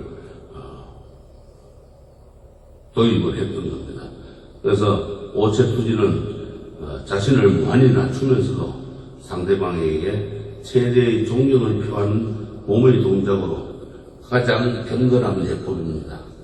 그래서 큰 절을 할 때 두 팔꿈치와 두 무릎은 특별한 주의를 기울이지 않더라도 동작의 절차상 땅에 대는 것이 비교적 수월하다. 끝에 반드시 우리가 이마가 땅에 닿도록 절을 해야 됩니다. 우리가 절을 하면서 이마가 땅에 닿지 않으면 오체투지가 안 되는 거예요. 그래서 큰 절하는 동작을 순서대로 구분하면서 먼저 서 있는 자세에서 합장하고 또 반배를 한 합장절을 합니다. 그런 다음에 합장한 자세에서 두 무릎을 바르게 굽혀가지고 반듯하게 안고 왼손을 가슴에 대고 오른손을 뻗어가지고 몸을 굽히면서 이마가 닿을 짚습니다. 아까 이야기했잖아요. 왼손은 자기가 스님들 가사를 수하는 몸으로, 스님이 아니지만 부자들도 스님과 같이 가사를 수한다는 그런 마음으로 왼손은 가슴에 대고 오른손을 이제 뻗어가지고 몸을 굽히면서 이마가 닿을 지점에, 자기 어깨가 닿을 지점쯤에 짚는 거예요. 그래서 왼손을 오른손과 나란히 놓고 몸을 숙여가지고 이마가 바닥에 닿도록 완전히 엎드리는 겁니다. 이 엎드린 상태에서 두 손을 가볍게 뒤집어가지고 밖으로 올리는 자세를 취합니다. 이때 왼발은 오른발의 발바닥 위에 가볍게 푸대고 놓아야 되고, 일어설 때는 엎드릴 때와 정반대의 순서로 따르는데, 먼저 펼쳤던 손을 뒤집어가지고 왼손을 가슴 부분에 갖다 대고 또 오른손을 거두어 합성하면서 다리를 풀고 본래의 자세로 일어섭니다. 그래서 삼배는 우리가 불법성 삼보의 은혜와 공덕을 생각하면서 절하는 것으로 세 번에 걸쳐 절을 하며 어떤 의심과 흔들림 없이 굳은 신심을 이 불법성 삼보와 자기 스스로에게 드러내는 가장 기본적인 예법입니다. 그래서 부처님을 믿으면서도 의심을 가지면 안 되겠죠. 무조건 부처님께 공덕이 있고 가피가 있고 깨달음을 얻어야 된다는 그런 마음으로 해야 되는 겁니다. 그 다음에 이제 보도리는 이야기됐고요. 그 다음에 법회와 예불에 우리가 기도에 이제 동참할 때는 어떻게 해야 되느냐. 법회는 이제 다른 말로 기도인데 불자가 부처님의 가르침을 배우고 익히는 자리로서 생활을 점검하고 올바른 삶의 자세를 가다듬는 중요한 기회입니다. 또한 예불은 아침 저녁으로 부처님께 공경하는 마음으로 예를 올리는 그런 의식입니다. 그래서 불자들은 법회와 예불이 있을 때에는 반드시 참석하고 부처님께 정성스러운 마음으로 예경하고 법사의 절급에 기도해야 합니다. 옛날에는 우리가 이제 스님들이 탁발을 나갔잖아요. 탁발을 나갔으니까 탁발 시주물을 받으면은 그냥 오면 빚지거든. 빚을 안 지기 위해서 그 집에 경조사나 호환이라든가 이런 거를 예경사를 말씀을 해주시고 이제 오시는데, 지금은 스님들이 탁발을 안 나가잖아요. 그러니까는 부자들이 저리 찾아와서 배워야 된대요. 그러니까 보통 이제 한 달에 우리가 한두 번은 꼭 와야 돼. 규칙 정기적으로. 그래 와서 기도도 하고 또 스님들도 뵙고 이렇게 가면은 저 집에 오늘 저 불자님 집에 무슨 우환이 있나 아니면은 좋은 일이 있나 볼 수도 있는 것이에요. 그렇지 않으면은 어떻게 알아요? 알 수가 없잖아요. 그렇다고 스님들이 부처님처럼 그렇게 깨달음을 얻으셔가지고 멀리 참 천리 밖을 보고 천리 밖에 일어나는 일을 듣고 그렇게 할 수는 없는 거거든. 그러니까는 항상 와서 보고 해야 돼. 그래야만이 부자님들 얼굴만 봐도 좋은 일이 있을 것이다, 아니면 우환이 있을 것이다, 이런 것도 배경사를 알 수가 있겠죠. 그리고 이제 우리가 이제 반드시 그렇게 정성스러운 마음으로 법회에 참석을 해야 되고, 이 법당에 들어갈 때는 법당 예절에 어긋남이 없도록 행동을 해야 돼. 법당에 들어가서 어긋남이 있으면 안 되겠죠. 특히 중앙의 어간에는 하지 않는 것이 중요합니다. 그리고 법회장에서 특정한 사람들을 위해 가지고 자리를 잡아놓고 또 다른 사람이 앉지 못하게 하거나 또 자복을 먼저 차지하려는 행동, 풀썩거리면서 던지듯 깔아놓는 행동, 뭐 이런 거, 자복을 제자리에 갖다 놓을 때도 한 손으로씩 갖다가 던져놓는 행동, 또 깔려있는 자복을 밟고 다니는 행동, 자기가 쓰던 자복을 정리하지 않고 나가거나 또는 타인에게 미루는 행동 등이 있어서는 안 됩니다. 그래서 자복도 항상 소중하게 그렇게 간직해야 돼요. 그래서 우리가 저럴 때는 꼭 독송집이라든가 이런 걸, 불교성전이라든가 이런 걸 준비하고, 그 다음에 자복 위에 깔 닭포 정도 하나는 준비를 해와서 자기가 머리 닿을 부분에는 방석 위에 닭포를 깔고 그렇게 기도를 하고 법회에 동참하는 것이 가장 좋겠죠. 그리고 이제 우리가 이제 자기가 쓰던 자복을 법회가 다 끝났을 때 기도가 끝나고 나면은 정리 안 하고 나가거나 아니면은 타인에게 보살님이 갖다 놔라든지 이런 식으로 미루는 행동이 있어서는 안 되고, 또 스님들이 법문을 할 때 설법의 내용이 이미 알고 있는 것이라고 해가지고 가볍게 여기거나 너무 어렵다고 포기해서는 안 됩니다.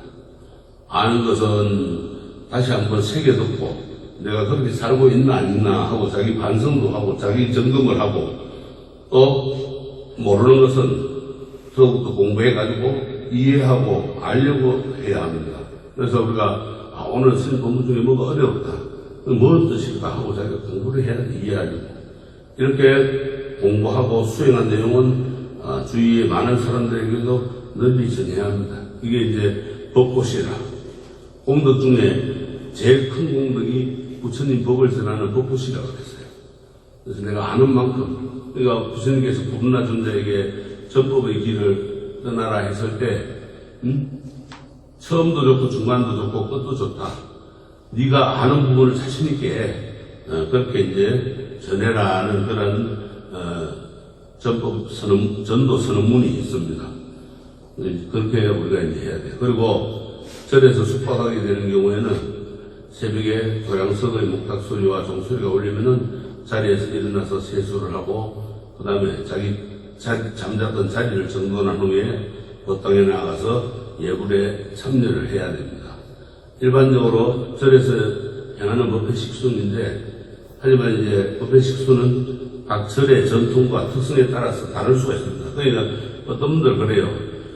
다른 절에 가니까 어떻게 하는데 이 절에는 이렇게 하나 하고 있는데, 각 절마다 큰 절에 큰 절대로, 또 암자는 암자대로, 또 선언은 선언대로, 공부하는 강원들은 강원대로 다 또 특성이 있습니다. 틀릴 수가 있어요. 그러니까 비교를 하면 안 돼요. 절대. 우리가 뭐 속가에서 그런 말 있죠. 제사 자랑하지 말라는 거 있죠. 그것처럼 절에 와서도 그런 거는 비교하면 안 돼요. 그 절마다의 고유 방식이 있기 때문에 그대로 그냥 하는 대로 따라 하기만 돼요. 근데 안 하고 어떤 분들은 큰 절에 가니까 이렇게 하는데 왜 여기서는 이렇게 하냐고 빠치고 드는 분들이 있어요. 그러면 안 됩니다. 그래서 이제 우리가 절에서 이제 그렇게 숙박을 하고 묵어서 머무를 경우에는 꼭 새벽에 예불이라든가 저녁 예불에 동참을 해야 합니다.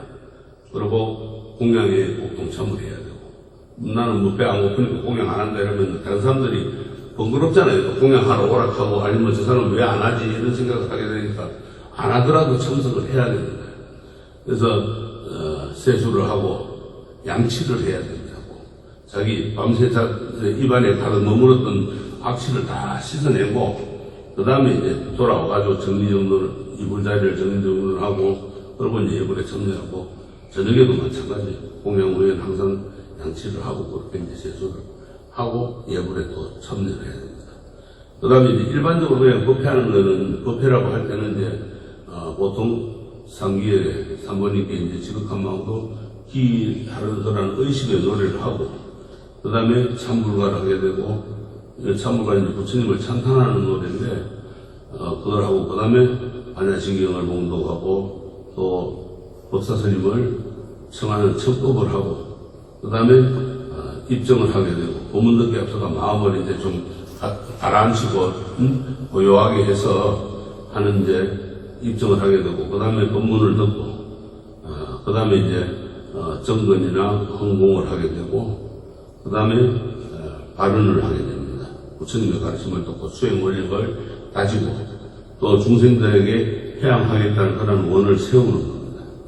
그 다음에 이제 발언을 했으니까 원을 세웠으니까 상홍서원, 네 가지 큰 서원을 실천을 다지하는 그런 의식의 노래를 하고, 그 다음에 기타 이제 공지사항을 하게 됩니다. 이것이 이제 대부분 보면은 천수경이 이런 의식 순서로 다 되어 있어요. 그러니까 천수경만 잘 독송하고 이해하면은 우리가 반은 깨달은 거예요. 근데 이해를 못 하잖아요. 그죠? 한문으로 되어 있고 하니까 그게 무슨 뜻인지도 모르잖아요. 천수경을 잘 이제 이해를 하고 이런 것입니다. 그러면 처음에 이제, 보면은 거불이라 해가지고 삼보청을 하고, 그 다음에 유치를 해서 이제 부처님을 모시는 그런 의식을 하고, 그 다음에 이제 찬탄하는 의식을 하고, 그 다음에 이제 정근하고 헌공을 하고, 우리 이제 전통의식에는 그렇게 되죠. 그 다음에 이제 그거 끝나고 나면은 청법, 부처님 법을 듣는 이제 법문의식을 하고, 그 다음에 발언을 하고, 그 다음에 반야신경 공독하고 이렇게 이제 끝내죠. 그게 옛날 의식이고, 이건 이제 요새 하는 법회 의식입니다. 그래서, 고량 내에서의 몸가짐은 바로 이제 병행하는 마음, 병을 잃는 마음으로 그렇게 이제 행동을 해야 돼요. 그래서, 절 안에서는 집에 돌아갈 때까지 엄숙하고 단정하게 정진해야 됩니다. 그래서, 신을 꺾고 신거나 소리를 내어서 끌지 말고 조용히 달려야 됩니다. 그 다음에 이제, 아까 이야기했지만은, 탑이나 불단, 그 땅을 돌 때는 오른쪽으로 돌아야 됩니다. 그래서 돌 때는 가급적이면 한 바퀴만 도는 게 아니고, 세 바퀴를 돌아요. 불법성 사모님께 기이한다는 거라는 식으로. 그래서 방향 설정은 탑을 기준으로 하고, 법당을 기준으로 해서, 동쪽에서 남쪽으로, 우측에서 이제 도는 겁니다. 항상 이 우측이 그 탑을 향해 가지고 돌게끔 중심이 되게끔 시계 도는 방향으로 도는 겁니다. 그거를 우요삼잡이라고 그러죠. 그 다음에 이제 스님을 뵙거나 불자끼리 만났을 경우에도 합장하고 안배하면서 인사를 해야 됩니다. 그 다음에 절에서 사물, 종을 쳐본다든가, 푹을 두들겨 본다든가, 목을 또 두들겨 본다든가 이러면은 되진 않습니다. 옹판도 두들겨서 안 되고, 이 사찰에 있는 모든 물건은 불법성 삼보에 귀중한 공용물로서 소중히 해가지고 항상 제자리에 두어야 됩니다. 쓰고 나면 제자리에 둬야지 다음 사람들이 혼동만 안 하고 또 그대로 쓸 수 있지. 쓰고 나서 자기 마음대로 그냥 아무데나 갖다 놓으면 나중에 찾고 혼란스러워지겠죠. 그 다음에 이제 법당 앞을 지나가거나 또 법당 안에서 부처님 앞을 지나갈 때 항상 합장하고 안배해야 되고, 또 소지품이나 이런 것은 분실되지 않도록 잘 보관해야 됩니다. 지금은 그런 게 많이 없어졌는데, 예전에는요, 저기 오면은 뭐가 없어졌나 하면 신발들이 주로 많이 없어졌어요. 보살님들이, 노보살님들이 풍과를 못 하시는 거니까는 바꿔 신고 가는 거예요. 그러면 신발 없었다고 난리가 치는 거예요. 그렇게 해서 자기 소지품들은 자기가 잘 반수를 해야 돼요. 그런 이제 흔히들 대법회를 하고 이럴 때는 그래서 이제 그 뒤로는 뭐냐면 뭐 봉투를 하나씩 나눠주는 거예요. 자기 신발하고 이런 거 넣어가지고 들어가라고, 잊어먹지 말라고. 그 다음에 이제, 흔히들 이제 팻마루라든가 있는데 걸터앉거나 또 부처님전을 등지고 서 있는 것을 삼가해야 됩니다. 사수를 하더라도 부처님을 등지고 있으면 안 돼. 부처님을 바로 보고 사수라고 이야기를 하고 이래야지 불전을 등지고 서서 있거나 아니면 이야기를 하고 이러면 안 된다. 그 다음에 이제 여섯 번째 이제 스님을 대하는 예인데, 스님은 불법성 삼보 가운데 성보라. 그래서 모든 이의 복전이 되므로 공경스러운 마음으로 기여해야 됩니다. 그러니까 이제 여기에서 가장 중요한 것이 성보는 스님들은 복전이 된다 그랬죠. 그래서 이 가사를 이 스님들 수하는 이 가사를 모양을 밥 모양으로 만들었어요. 밭전자. 이 모양이 전부 밥 모양입니다. 기본은 게. 그래서 복전이라. 그래서 가사를 수하면은 그 가사에 공경하는 거예요. 스님들을 보고 공경하는 게 개인 사람으로 공경하는 게 아니고 그렇게 되고, 또 이제 사찰이나 길에서 스님을 만나면은 공손한 자세로 이제 합장하고 인사를 드립니다. 근데 아는 스님이라고 인사를 하고 모르는 스님이라고 인사 안 하면 안 되고, 아는 스님이든 모르는 스님이든 또 나이가 어린 스님이든 나이가 많으신 스님이든 구분 없이 스님들을 뵈면은 무조건 공손한 자세로 합장하고 인사를 드려야 합니다. 심지어는 이제 처음 출가한 행자님 보고도 인사를 해야 되는 거예요. 뭐 불자들끼리도 인사하는데 생명님한테 인사 당연하겠죠. 그 다음에 어른 스님이나 직함이 있는 스님의 법명은 함부로 부르는 것이 아닙니다. 되도록이면 직함을 호칭합니다. 그리고 이제 스님들의 허물에 관해서 아이고 저 스님은 뭐가 어때 저때 하고 허물에 관해서 말하는 것은 절대 삼가해야 됩니다. 그게 큰 제업을 지켜야 돼요. 그래서 예를 들어서 이제 주지스님이면 주지스님이라고 불러야지, 그 스님 이름을 부르면서 무슨 스님 이러면 안 되고, 주지스님 아니면 뭐 총무스님, 총무스님 아니면은 회주스님, 회주스님 아니면은 이제 연세가 많이 드신 분 같으면은 노스님 아니면 큰 스님 이렇게 이제 부르는 게 예의다 이거예요. 그리고 스님께 여쭐 것이 있으면은 찾아뵙고 무릎을 꿇고 그렇게 공손히 물어야 합니다. 그리고 스님에게 출입할 때는 노크를 하고 자신의 이름을 밝힌 다음에 들어오라는 대답을 듣고 들어가야지, 들어오라는 대답 듣고 가운데 문 열고 들어가면 안 되고, 그 다음에 찾아뵙고 들어가서 이제 찾아뵙으려고 할 때 반드시 스님께 일배를 올리고, 아니면 이제 우리가 법문을 청할 때 그 스님 찾아가서 이제 스님 오늘 법문 좀 해주십시오 하고 법을 청할 때는 3배를 올립니다. 그러나 평상시 이제 그냥 찾아뵙고 할 때는 1배만 올리면 됩니다.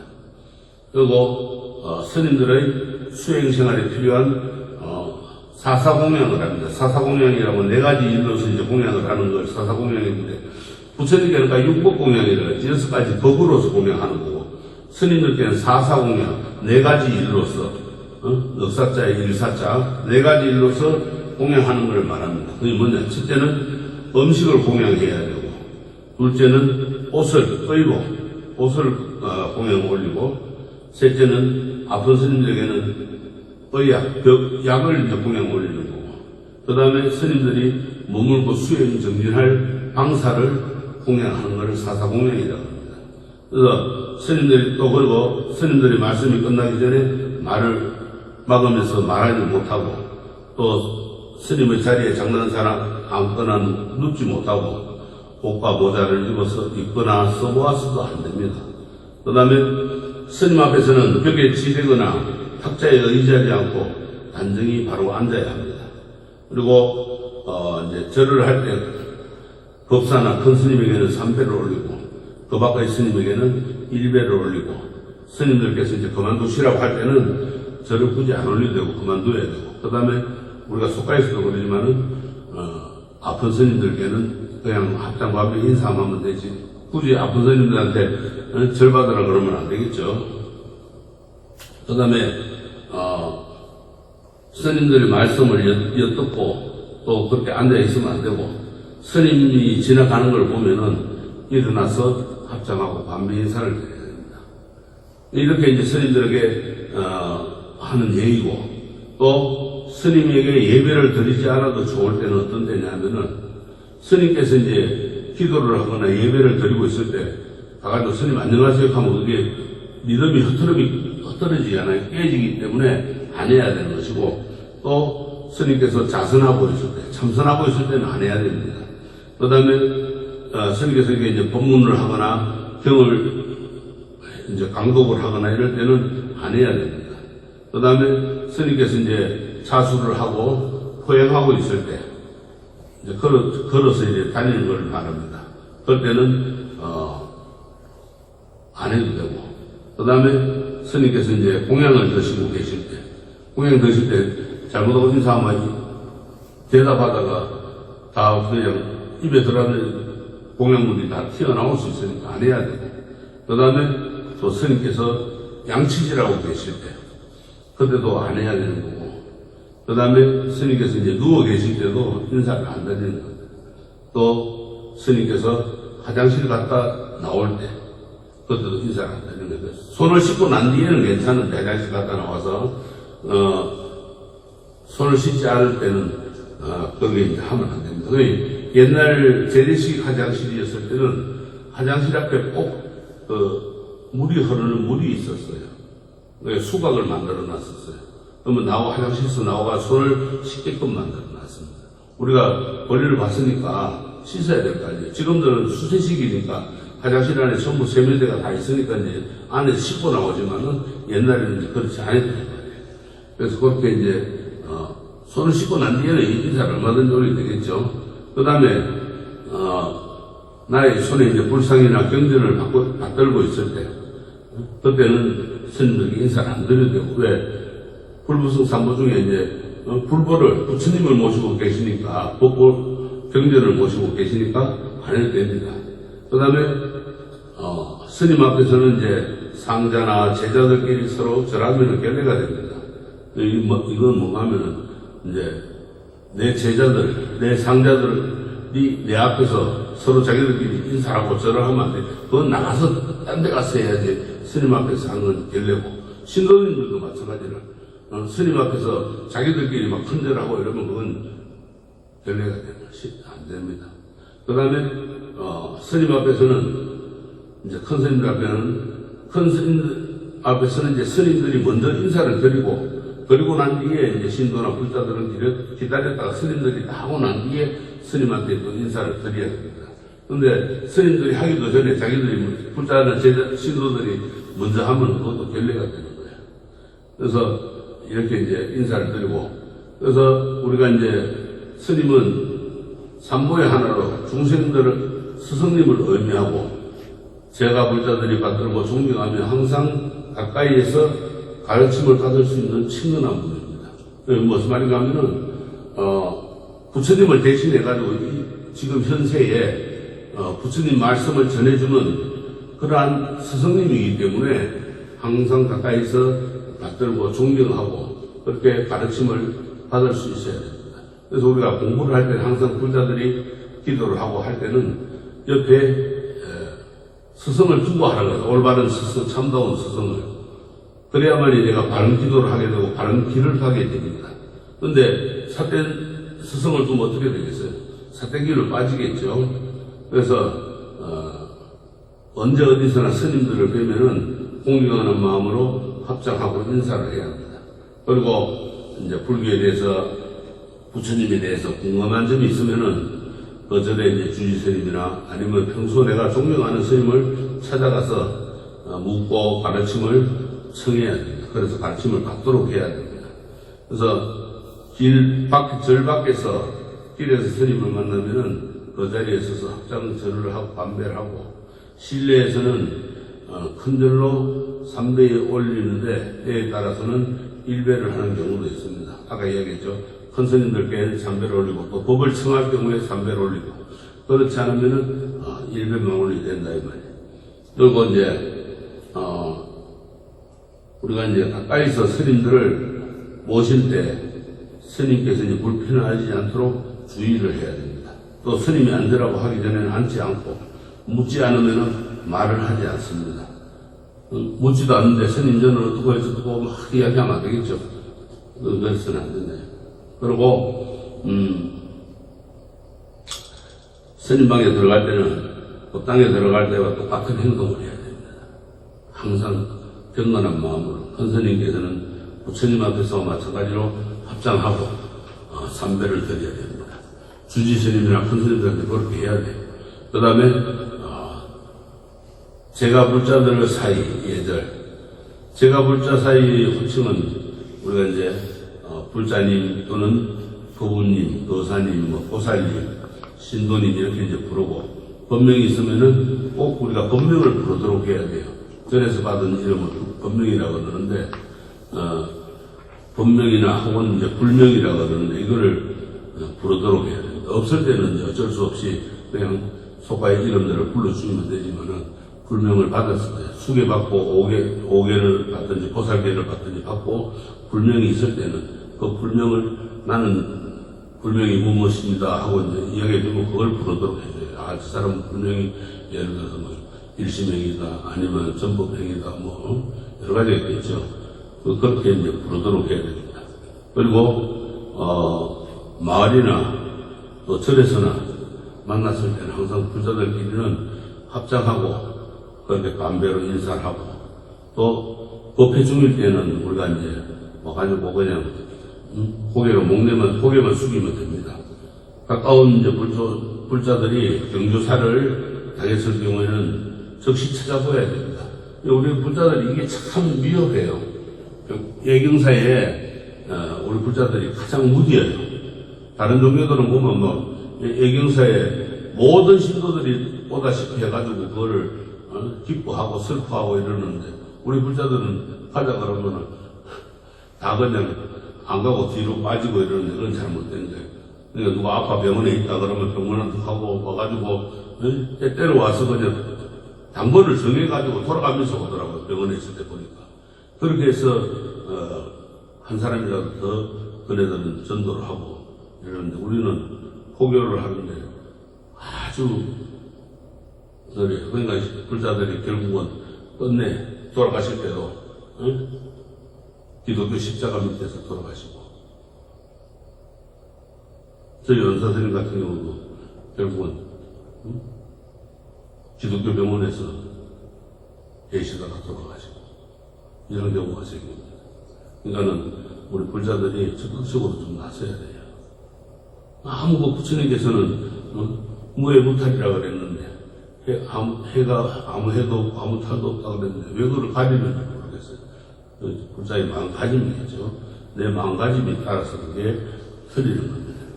그래서 항상 불자 사이는 상부상조해도 함께 돕는 그런 마음을 기도해야 합니다. 그런 정신을 기도해야 돼요. 그래서 제가 불자들 사이에는 좋지 못한 시비거리가 있을 때는 화합정신으로 해결해야 돼요. 그런데 그걸 또 갈라가지고 이 사람은 어떻고 저 사람은 어떻고 편갈라보면 안 되겠죠. 화합시켜야 돼요. 그리고 불자를 사칭하여 불교를 비방하거나 삼보를 헛듣는 사람을 보면은 잘 타이려고 또 구업, 입으로 짓는 업을 짓지 않도록 정법의 세계에 동참하도록 그렇게 노력해야 합니다. 그래서 이제 신행생활을 해야 되는데 신행생활을 어떻게 해야 되느냐. 종교를 신행하는 이는 어떤 형태로든 나름대로 자기 수행을 힘쓰겠다는 의지고 보다 참다운 삶을 발견하고 노력하고 영위하려는 희망이 있다면 어떤 기준에 의해서든지 수시로 자기의 모습을 돌아보고 허물을 찾아내 참여하며 잘못된 길을 고쳐나가려는 노력이 수반되어야 올바른 신앙생활을 할 수 있을 것이다 했어요. 이거는 항상 자기 허물을 찾아내야 돼요. 내가 뭘 잘못했는가. 우리가 아침에 오늘 하루를 어떻게 하겠다고 다짐을 하고 오늘 저녁에는 오늘 하루를 잘 살았나 못 살았나 돌아본다 그러죠. 그것처럼 자기 허물을 항상 찾아내서 나는 참회를 할 줄 알아요. 참회라는 거는 뉘우침이라. 뉘우칠 줄 알아야지. 뉘우칠 줄 모르면은 그 사람은 아무 소용이 없는, 부처님을 아무리 믿어도 소용이 없는 거예요. 그 공덕이 안 오는 거야. 그러면 나중에 뭐라 그러겠어요? 자기 허물은 모르면서, 아이고, 부처님 갚기도 없더라 그러는가 봐요. 이건 잘못된 거겠죠. 그래서, 보살 수행의 초심으로 예배를 드리고, 예배라는 건 절하는 거, 기도하는 거죠. 공양을 올리고, 참여하고, 또 그거를 반복하는 것을 정진이라고 해요. 꾸준하게 노력해 나가는 것.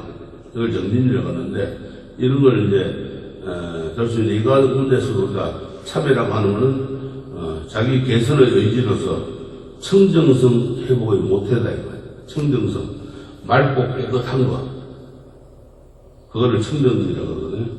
맑고 깨끗한 걸로 돌아가는 모태가 되고, 또, 불과 깨달음에 나가는 것, 불과를 깨달음에 나아가는 기초인 것입니다. 그래서 일상 신앙생활 가운데서 언제 어느 때라도 자기의 모습을 되돌아봐 점검할 수 있고, 자기 삶의 위치를 조명해 볼 수 있는 밝은 거울을 경전의 지침에서 열람해 보면은 부처님의 교법과 처음과 끝을 총망라한 사성체가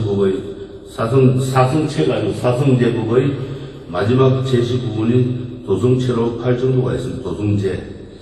이 8정도라는 곧 정전, 올바른 인식이고, 정사는 올바른 사고 생각이고, 정언은 올바른 말이고, 정업은 올바른 행위 행동, 정명은 올바른 생활, 정정진은 올바른 노력, 또 끊임없이 노력하는 겁니다. 정념은 올바른 기억, 올바른 생각을 하는 거예요. 정정은 올바른 집중, 모든 거에 바르게 집중하는 겁니다. 이것이 8정도인데 중생고뇌를 해탈하는 첫 병의 지름길로서 재가나 출가를 망연하고 신행을 발언한 불자라면 누구나 반드시 실천 봉행해야 할 수행의 기준이며 내 삶의 정사를 분명하게 구분짓는 잣대인 겁니다. 그래서 이렇게 우리가 이제 신행생활을 할 때 반드시 참여가 따라야 돼요. 잘못된 거는 참여할 줄 알고 뉘우치고, 그 다음에 다시 안 그러겠다는 그런 다짐을 하는 겁니다. 그것이 이제 8정도로 8가지 바른 길이라, 8가지 바른 길을 우리가 가도록 노력을 해야 됩니다. 이것이 이제 내 삶의 기준이 돼야 됩니다. 바른 것과 그런 것, 이걸 분명하게 구분짓는 잣대가 바로 8정도인 겁니다. 네, 오늘은 여기까지만 하도록 하겠습니다. 공부하십시오.